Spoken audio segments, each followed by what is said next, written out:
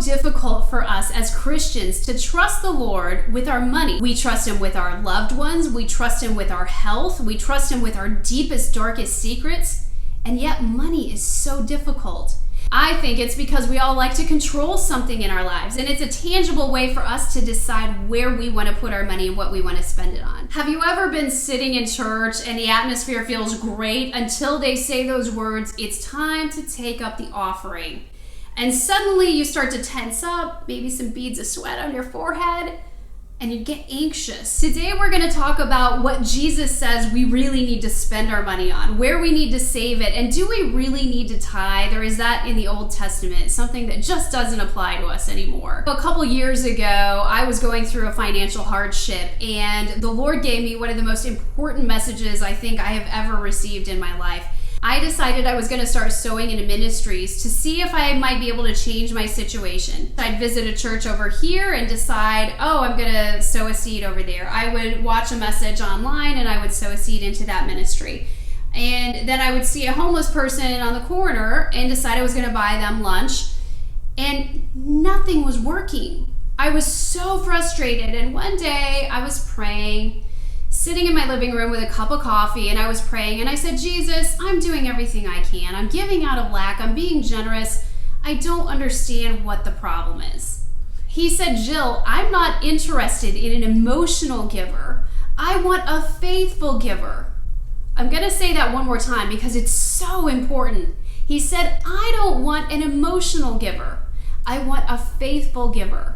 You see, what I had failed to do was continue to give regularly. I was giving sporadically when I felt like it, when I felt like being generous. Well, feelings are the opposite of faith.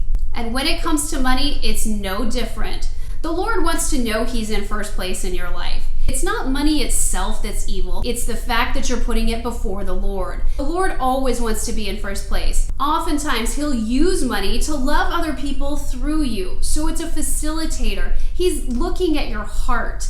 When you get a paycheck, when you get a bonus, when you get something that goes into your bank account, set something aside so that it's dedicated just to the Lord.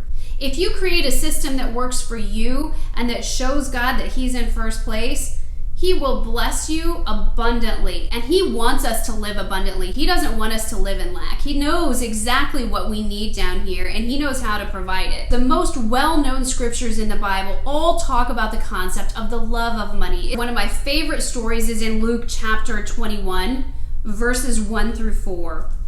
As Jesus looked up, He saw the rich putting their gifts into the temple treasury. He also saw a poor widow put in 2 very small copper coins. Truly I tell you, He said, this poor widow has put in more than all the others. All these people gave gifts out of their wealth, but she out of poverty put in all she had to live on.